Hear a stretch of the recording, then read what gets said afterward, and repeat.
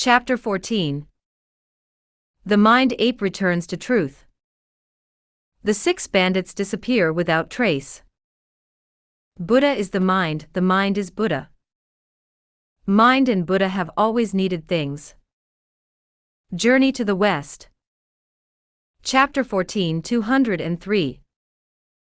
When you know that there are no things and no mind, then you are a Buddha with a true mind and a Dharma body.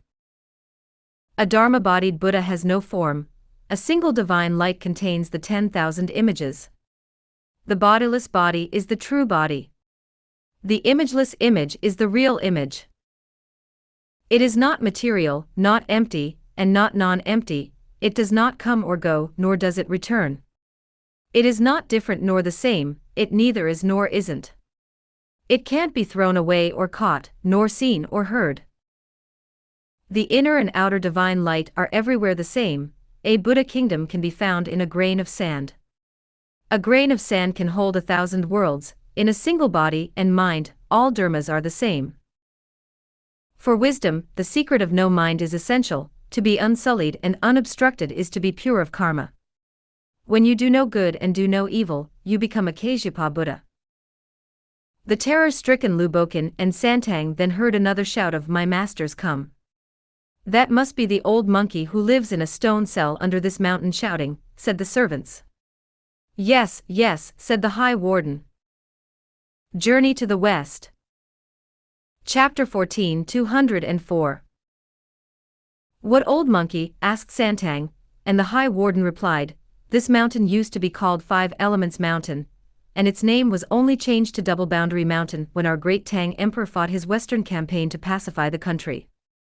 I once heard an old man say that in the days when Wang Mang usurped the Han throne, heaven sent down this mountain and crushed a monkey under it. This monkey doesn't mind heat or cold and neither eats nor drinks. He's guarded by a local tutelary god who gives him iron pellets when he's hungry and molten copper when he's thirsty. Although he's been there since ancient times, he hasn't died of cold or hunger. It must have been him shouting, 'There's nothing for you to be afraid of, venerable sir. Let's go down and have a look.' Santang had to follow him, leading his horse down the mountain. A mile or 2 later they saw that there really was a monkey poking out his head out of a stone cell and making desperate gestures with his outstretched hands as he shouted, 'Master, why didn't you come before? Thank goodness you're here, thank goodness. If you get me out of here I guarantee that you'll reach the western heaven.' Do you know what the venerable monk saw when he went forward for a closer look? A pointed mouth and sunken cheeks, fiery eyes with golden pupils. His head was thick with moss, and climbing figs grew from his ears. By his temples grew little hair but a lot of grass, under his chin there was sedge instead of a beard. Dirt between his eyebrows and mud on his nose made him an utter mess. On his coarse fingers and thick palms was filth in plenty. He was so happy that he rolled his eyes and made pleasant noises. Although his tongue was nimble, he couldn't move his body. Journey to the West. Chapter 14 205. He was the great sage of 500 years ago, who today could not escape the net of heaven. High Warden Lu showed great courage in going up to him, pulling away the grass that was growing beside his temples and the sedge under his chin, and asking, "What have you got to say?" "I've got nothing to say," the monkey replied. "You just tell that monk to come over here while I ask him a question." "What question do you want to ask me?" said Santang. "Are you the fellow sent to the western heaven by the Emperor of the East to fetch the scriptures?" asked the monkey. "Yes, I am," Santang replied. "Why do you ask?" "I am the great sage equaling heaven who wrecked the heavenly palace 500 years ago. The Lord Buddha put me under this mountain for my criminal insubordination. Some time ago the Bodhisattva Guanyin went to the east on the Buddha's orders to find someone who could fetch the scriptures. When I asked her to save me she told me that I was to give up evil-doing, return to the Buddha's law, and do all I could to protect the traveler when he went to the western paradise to worship Buddha and fetch the scriptures. She said that there'll something in it for me when that's done. Ever since then I've been waiting day and night with eager anticipation for you to come and save me, Master." I swear to protect you on your way to fetch the scriptures and to be your disciple. Santang, delighted to hear this, said, although you now have these splendid intentions and wish to become a monk thanks to the teaching of the Bodhisattva, I've no axe or chisel, so how am I to get you out? There's no need for axes or chisels. As long as you're willing to save me, I can get myself out, the monkey replied. I'm willing to save you, Santang said, but how are you going to get out? On the top of this mountain there is a detention order by the Tathagata Buddha written in letters of gold. If you climb the mountain and tear it off, I'll be straight out. Accepting his suggestion, Santang turned round to ask Lubokin if he would go up the mountain with him. I don't know whether he's telling the truth or not, said Bokin, at which the monkey shouted at the top of his voice, it's true. I wouldn't dare lie about that.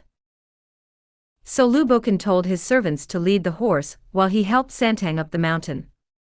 By hanging onto creepers they managed to reach the summit, where they saw a myriad beams of golden light, and 1,000 wisps of propitious vapor coming from a large, square rock on which was pasted a paper seal bearing the golden words Om Mani Padme Hum. Santang went up and knelt down before the rock, then read the golden words and bowed his head to the ground a number of times. He looked to the west and prayed, I am the believer Chen Xianzang sent on imperial orders to fetch the scriptures. If I am fated to have a disciple, may I be able to tear off the golden words and release the divine. Journey to the West. Chapter 14 206. Monkey to come with me to the Vulture Peak. If I am not fated to have a disciple, and this monkey is an evil monster who has deceived me, and will do me no good, then may I be unable to remove it. When he had prayed he bowed again, after which he went up and gently tore the paper seal off. A scented wind blew in his face and carried the paper up into the sky as a voice called, I am the great sage's guard. Now that his sufferings are over I am going back to see the Tathagata, and hand in this seal. The startled Santang, Lubokin, and the rest of them all bowed to heaven, then went down the mountain to the stone cell, where they said to the monkey, the restriction order has been torn off, so you can come out. The delighted monkey said, Master, please stand well clear so that I don't give you a fright when I come out. On hearing this Lubokin took Santang and the rest of them to the east, and when they had covered some 2 or 3 miles they heard the monkey shout, further, further. So Santang went much further until he was off the mountain. Then there was a great noise as the mountain split open. As they were all shaking with terror, the monkey appeared kneeling stark naked in front of Santang's horse and saying, Master, I'm out. He bowed 4 times to Santang, then jumped up, addressed Lubokin with a respectful noise, and said, Thank you, elder brother, for escorting my master, and thank you too for weeding the grass off my face. He then picked up the luggage and put it on the horse's back. At the sight of him the horse felt so weak and trembling that it could not stay on its feet. Because the monkey had once been the protector of the horses, and looked after the dragon steeds of heaven, and mortal horses were terrified at the very sight of him. Seeing that his intentions were indeed good, and that he really was now a Buddhist, Santang asked him what was his surname. My surname, son, replied the Monkey King. I'll give you a Buddhist name that I can call you by, said Santang. There's no need to trouble yourself, said the Monkey King, I've already got one, Sun Wukong Monkey Awakened to Emptiness. That's just right for our sect, exclaimed the monk. As you look so much like a young novice, I'll give you another name and call you Brother Monkey. Is that all right? Yes, yes, yes, said Sun Wukong, and from then on he was also called Brother Monkey, or Sun the Novice. When he saw that Brother Monkey was determined to go, the High Warden turned to Santang, chanted a noise of respect and said, It's splendid that you have got so good a disciple, venerable sir. He'll certainly make the journey. I must now take my leave. Santang bowed to him in thanks, saying, I have brought you a long way, and am deeply indebted to you. When you return home please convey my respects to your venerable mother and your wife. I caused them a lot of trouble, and hope that I shall be able to come and thank them on my return. Bokin returned his bow, and with that they parted. Brother Monkey asked Santang to mount the horse while he ambled ahead, stark naked, carrying the luggage on his back. Before long they were over the double boundary mountain. Journey to the West. Chapter 14 207. Suddenly a ferocious tiger rushed at them, roaring and lashing about with its tail. Santang on his horse was terrified.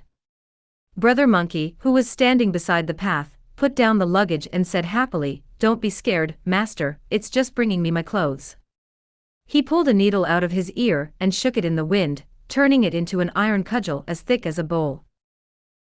"I haven't used this little treasure in over 500 years, he said, holding it in his hand. "Today I'm bringing it out to get myself some clothes to wear." Just watch as he rushes at the tiger, shouting, "Where do you think you're going, wretch?" The tiger crouched in the dust, not daring to move, as the cudgel smashed into its head. Thousands of drops of red brain and many a pearly piece of tooth flew everywhere, so terrifying Santang that he fell out of the saddle, biting on his finger and crying, "Heavens, the High Warden had to fight for ages before killing the striped tiger the other day, but this Sun Wukong has smashed a tiger to pull with a single blow. He really is a tough stuff." "Sit down for a moment, master, while I strip the clothes off him to wear on the journey," said Brother Monkey as he dragged the tiger over. "But he hasn't got any clothes," Santang protested. "Don't bother yourself about it, I know how to cope." The splendid Monkey King pulled a hair from his body, breathed some magic breath on it, and said, "Change," on which it turned into a pointed knife shaped like a cow's ear. Cutting into the skin on the tiger's belly, he took it all off in a single stroke, chopped off the head and claws, then held up the square hide to get an idea of its size. "It's on the big side," he said, "so I could make 2 kilts out of it," and with these words he took his knife and cut it in 2. One piece he put away, and the other he wrapped round his waist to cover the lower half of his body, and tied firmly with a creeper he pulled down from beside the path. "Let's go on, master, let's go on," he said. "The sewing can wait till we reach a house where we can borrow a needle and thread." He pinched his iron cudgel to make it as small as a needle again, put it back in his ear, took the luggage on his back, and asked Santang to mount the horse. As the two of them went along, the venerable monk asked from the horse's back, "Wukong, why has the iron cudgel you used to kill the tiger disappeared?" "What you don't know, master," replied Brother Monkey with a laugh, "is that I got it from the Dragon Palace of the Eastern Sea, and that it's called the magic iron to hold the bed of the Milky Way in place, or, as you will, gold-banded cudgel. When I raised my great rebellion against the heavenly palace in the old days, it served me well. It can change into anything and be whatever size I want it to be. Just now I turned it into an embroidery needle, and put it away in my ear. I only take it out when I need it." Concealing his delight at hearing this, Santang went on to ask, "Why didn't that tiger move when it saw you? Why on earth did it let you hit it?" "I can tell you in all truthfulness, master, that not just tigers but even dragons have to be on their best behavior when they meet me. I know a few tricks for putting them in their place, and have the power to make rivers run backwards and stir up the seas. I can tell what things are really like from appearances alone, and sort out the truth behind what is said. When I want to make myself big, I measure myself against the universe, and when I shrink I can be held on a downy hair. There's no limit to the transformations I can perform, and nobody can." Journey to the West. Chapter 14 208. Tell when I'm going to vanish, or when I'm going to reappear. There was nothing wonderful about skinning that tiger. Wait till I show you a thing or two. This took a great load off Santang's mind, and he whipped his horse on. As master and disciple went along their way talking together, the sun was sinking in the west, and they saw. In the fiery glow of the setting sun, the clouds returned to ends of the sky and the sea. The birds on 1,000 mountains chirrup and call, flying in flocks to the woods for the night. The wild beasts go 2 by 2, all species return to their dens. A crescent moon breaks through the dusk, as countless points of starlight shimmer. "You must hurry up, master, as it's late," said Monkey. "There must be a house in that clump of trees over there, so let's get there as soon as possible to settle down for the night." Santang whipped on his horse and galloped to the house, where he dismounted. Brother Monkey put down the luggage, went up to the gate and shouted, "Open up, open up." An old man came out, leaning on a bamboo stick, and the gate creaked as he opened it. At the sight of Monkey's ugly face and the tiger skin wrapped around him, which made him look like the god of thunder, the old man was so terrified that his legs turned to jelly and his body went numb. "A devil! A devil," he muttered deliriously. Santang went up to support him, saying, "Don't be afraid, aged benefactor. He's no devil, he's my disciple."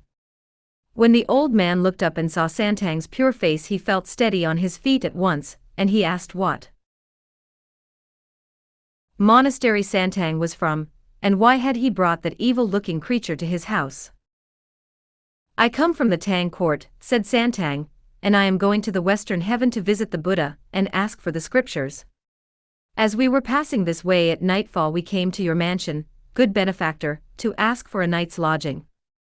We shall be off before dawn tomorrow. I very much hope that you will be able to help us."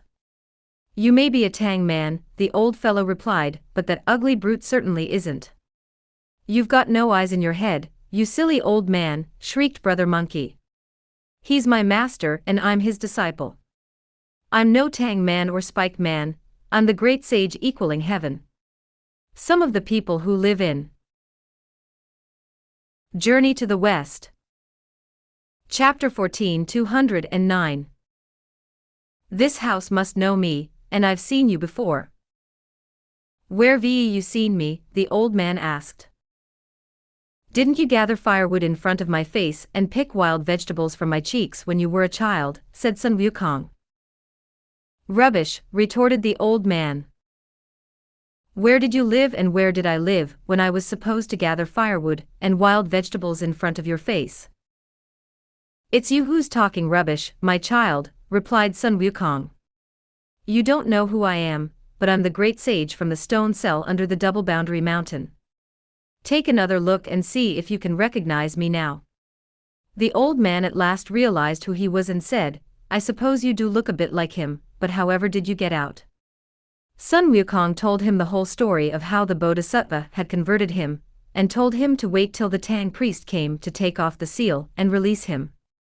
The old man went down on his knees and bowed his head, inviting the Tang priest inside and calling his wife and children to come and meet him. They were all very happy when they heard what had happened. When they had drunk tea he asked Sun Wukong, "How old are you, great sage?" "How old are you, then?" said Sun Wukong. "In my senile way I have reached 130. "Then you could be my remote descendant," said Brother Monkey.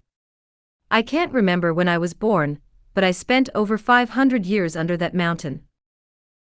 "True, true," remarked the old man, "I remember my grandfather saying that this mountain fell from heaven to crush a magical monkey, and you weren't able to get out before now. When I saw you in my childhood, grass grew on your head, and there was mud on your face, so I wasn't afraid of you. But now that the mud and grass have gone you look thinner, and the tiger skin round your waist makes you as near a devil as makes no difference." This conversation made everyone roar with laughter, and as he was a kind old man he had a vegetarian meal set out. When the meal was over Santang asked him his surname. "Chen," the old man replied. On hearing this, Santang raised his hands in greeting and said, "Venerable benefactor, you are of the same clan as myself." "Master," protested Brother Monkey, "you're called Tang, aren't you, so how can you belong to the same clan as him?" "My secular surname is Chen, and I am from Juxian village, Hungnong Prefecture, Haizhu, in the Tang Empire. My Buddhist name is Chen Xianzang. But as our great Tang Emperor Taizong called me his younger brother, and gave me the surname Tang, I am known as the Tang priest." The old fellow was delighted to hear that they shared a surname. "Chen, old fellow," said Monkey, "I'm afraid this will be putting your family out, but I haven't washed for over 500 years, so could you go and boil up some water for me and my master to have a bath before?" Journey to the West. Chapter 14 210. We set out again. "Thank you." The old man gave instructions for water to be boiled and a tub brought, and he lit the lamp. When master and disciple had bathed, they sat down by the lamp, and Brother Monkey asked once more, "Old Chen, there's another thing I'd like to ask you. Could you lend me a needle and thread?" "Yes, of course," the old man replied, sending his wife to fetch them, and then handing them to Monkey. Monkey's sharp eyes had observed his master take off a short white cotton tunic, which he did not put on again, so Monkey grabbed it and put it on himself. Then he took off his tiger skin, joined it up with a pleat, wrapped it round his waist again, tied it with a creeper, went up to his master, and asked, "How would you say these clothes compared with what I was wearing before?" "Splendid, splendid," replied Santang, "it makes you look quite like a real monk. If you don't mind cast-offs," he added, "you can go on wearing that tunic." Sun Wukong chanted a awe of obedience and thanked him, then went off to find some hay for the horse. When all the jobs were finished, master and disciple went to bed. Early the next morning Sun Wukong woke up and asked his master to set out. Santang dressed and told Monkey to pack the bedding and the rest of the luggage. They were just on the point of leaving when the old man appeared. He had prepared hot water for washing as well as breakfast. After breakfast they set out, Santang riding the horse and Brother Monkey leading. They ate when they were hungry and drank when they were thirsty, traveling by day and resting by night. Thus they went on until they realized it was early winter. When the frost destroys the red leaves, the woods are sparse, on the ridge only pine and cypress flourish. The unopened plum buds exhale a dark perfume, warming the short days, a touch of spring. When the chrysanthemum and lotus is finished, the wild tea blossoms. By the cold bridge and the ancient trees the birds quarrel for branches. In the twisting gully the waters of the spring run low, pale snow clouds drift across the sky. The north wind blows strong, tugging at your sleeves, who can bear the cold towards evening? Journey to the West. Chapter 14 211. When master and disciple had been traveling for a long time, they heard a whistle from beside the path, and 6 men rushed out with spears, swords, cutlasses, and strongbows. "Where do you think you're going, monk?" they roared. "If you give us your horse and luggage, we'll spare your life." Santang fell from his horse, scared out of his wits and unable to utter a word. Brother Monkey helped him to his feet and said, "Don't worry, master, it's nothing serious. They're come to bring us some clothes and our traveling expenses." "Are you deaf, Wukong?" the other asked. "They told us to give them our horse and luggage, so how can you ask them for clothes and money? You look after the clothes, the luggage and the horse while I go and have a bash at them. We'll see what happens." "A good hand is no match for 2 fists, said Santang, "and a pair of fists is no match for 4 hands. They are 6 big men against little you, all by yourself. You can't possibly have the nerve to fight them." The brave Brother Monkey did not stop to argue. Instead he stepped forward, folded his arms across his chest, bowed to the 6 bandits and said, "Why are you gentlemen obstructing our way? We are mighty robber kings, benevolent lords of the mountain. We have been very famous for a long time, although you don't seem to have heard of us. If you abandon your things at once, we'll let you go on your way, but if there's even a hint of a no from you, we'll turn your flesh into mincemeat and your bones into powder.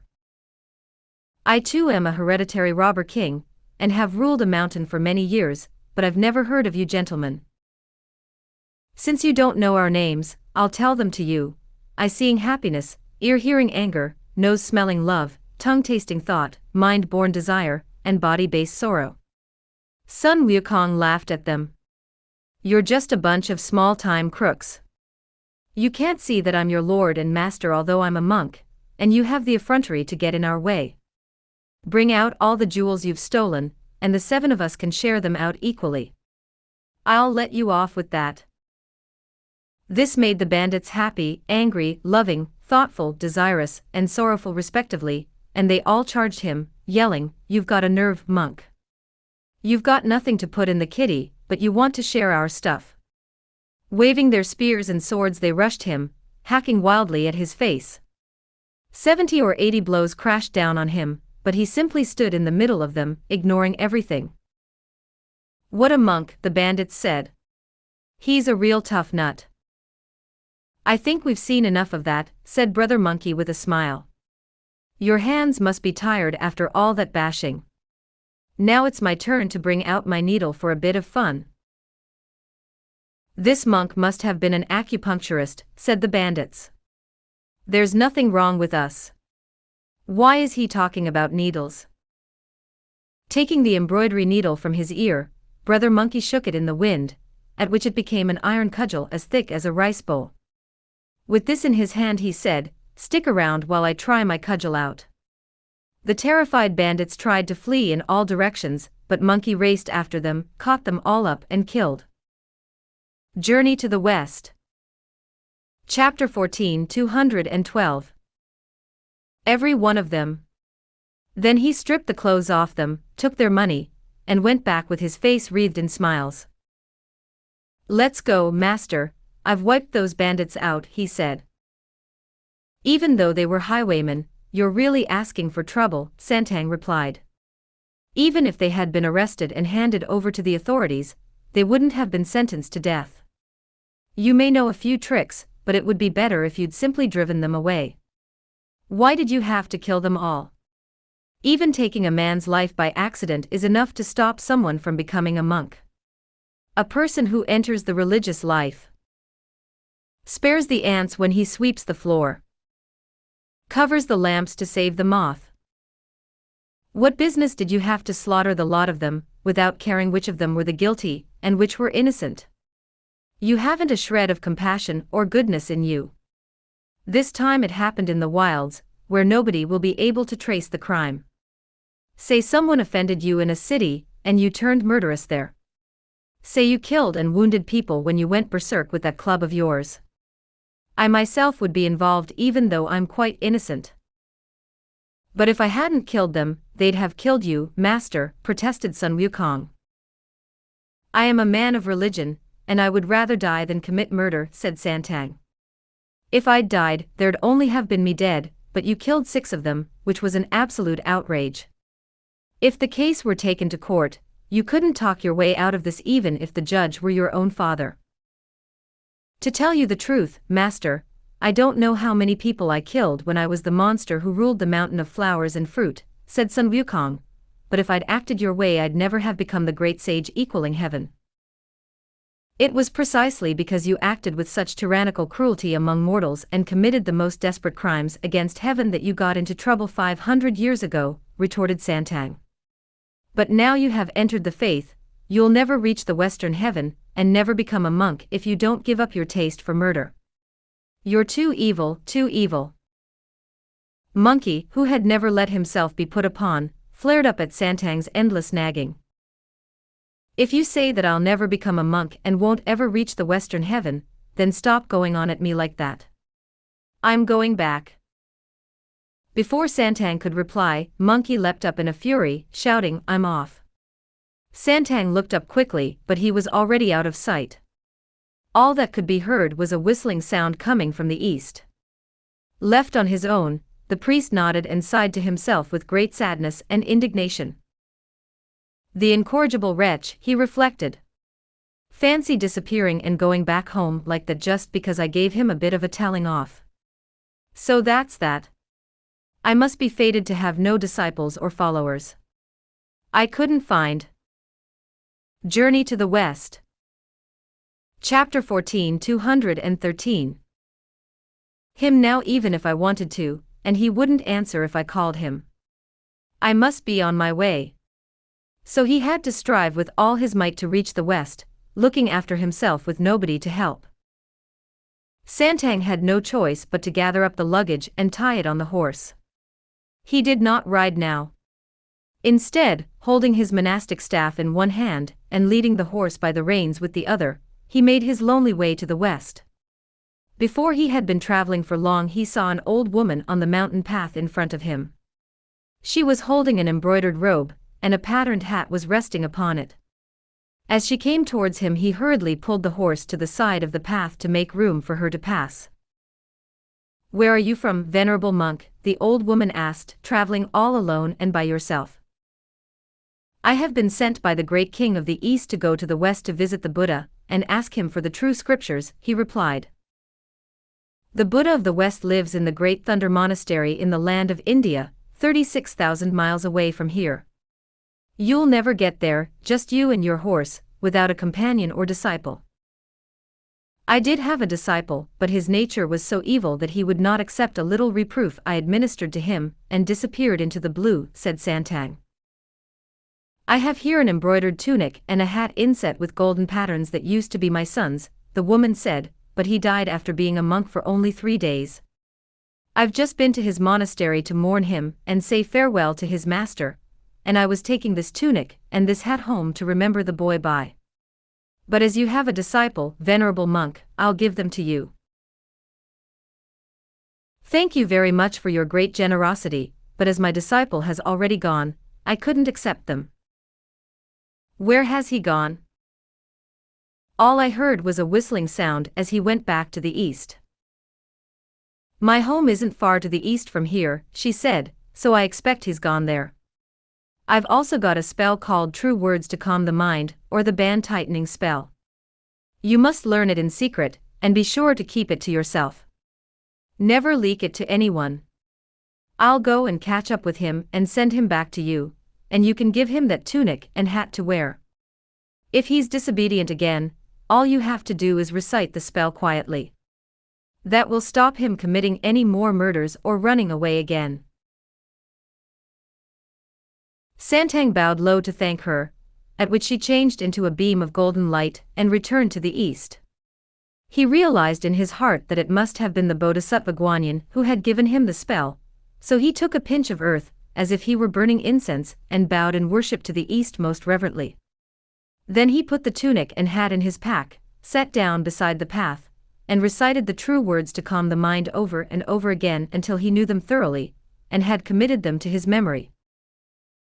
Let us turn to Sun Wukong, who after leaving his master went straight back to the eastern ocean on his somersault cloud. Putting his cloud away, he parted the waters and went straight to the undersea palace of crystal. His approach had alarmed the Dragon King, who came out to welcome him and took him into the palace, where they sat down. When they had exchanged courtesies, the Dragon King said, "I'm sorry that I failed to come and congratulate you on the end of your sufferings, great sage. I take it that you are returning to your old cave to put your immortal mountain back in order." Journey to the West. Chapter 14, 214. That's what I wanted to do, Monkey replied. But I've become a monk instead. A monk? How? The Dragon King asked. The Bodhisattva of the Southern Sea converted me. She taught me to work for a good reward later by going to the West with the Tang priest from the East, visiting the Buddha, and becoming a monk. And my name has been changed to Brother Monkey. Congratulations, congratulations, said the Dragon King. You've turned over a new leaf and decided to be good. But in that case, why have you come back to the East instead of going West? Monkey laughed. Because that Tang priest doesn't understand human nature.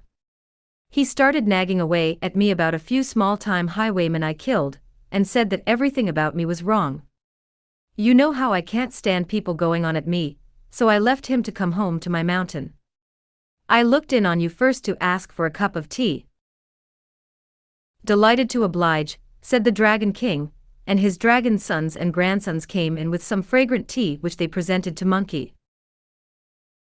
When he had drunk his tea, Monkey looked round and saw a picture called, "Presenting the Shoe at the Yi Bridge," hanging on the wall behind him. What's that a view of? Asked Monkey. You wouldn't know about it because it happened after your time, the Dragon King replied. It's called Presenting the Shoe 3 times at the Yi Bridge. What's all that about? Monkey asked. The immortal is Lord Yellowstone, and the boy is Zhang Liang, who lived in Han times, the Dragon King replied. Lord Yellowstone was sitting on the bridge when suddenly he dropped one of his shoes under it and told Zhang Liang to fetch it for him.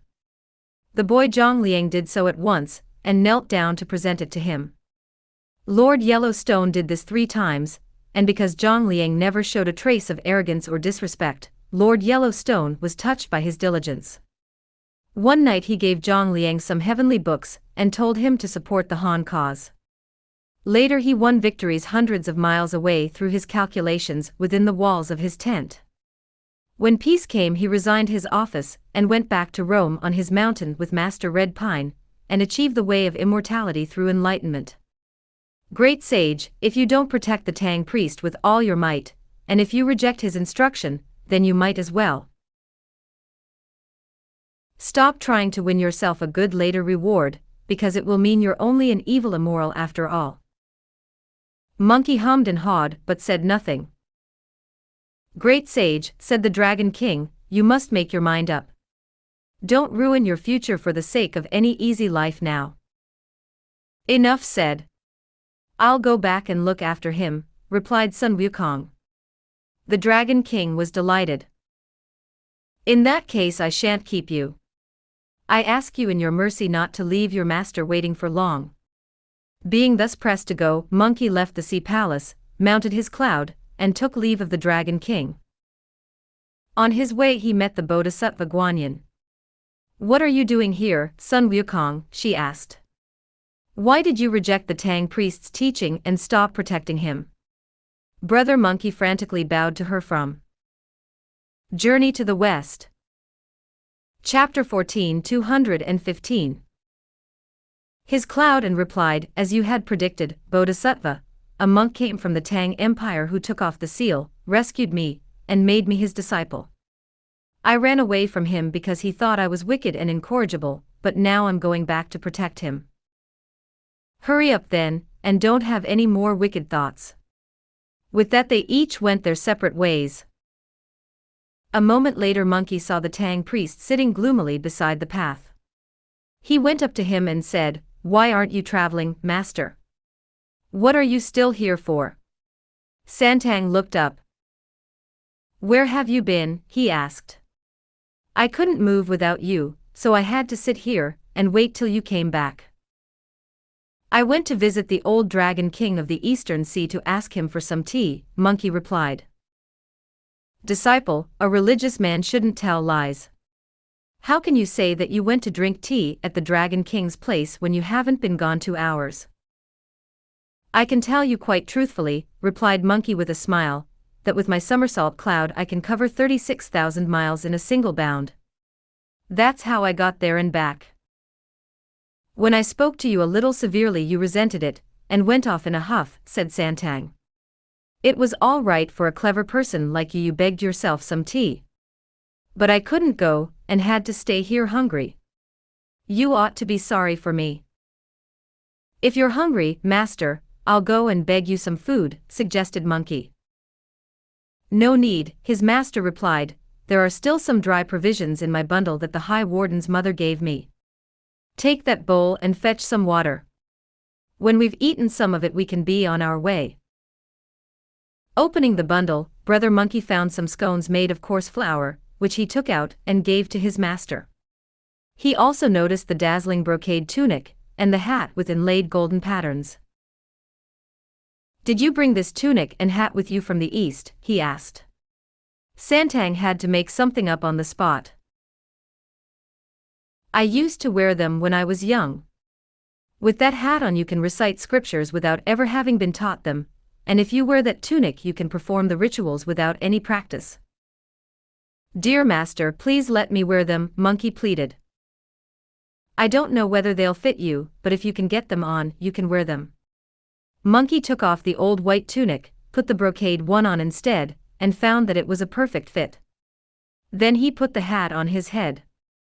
As soon as he had the hat on, Santang stopped eating and silently recited the band-tightening spell.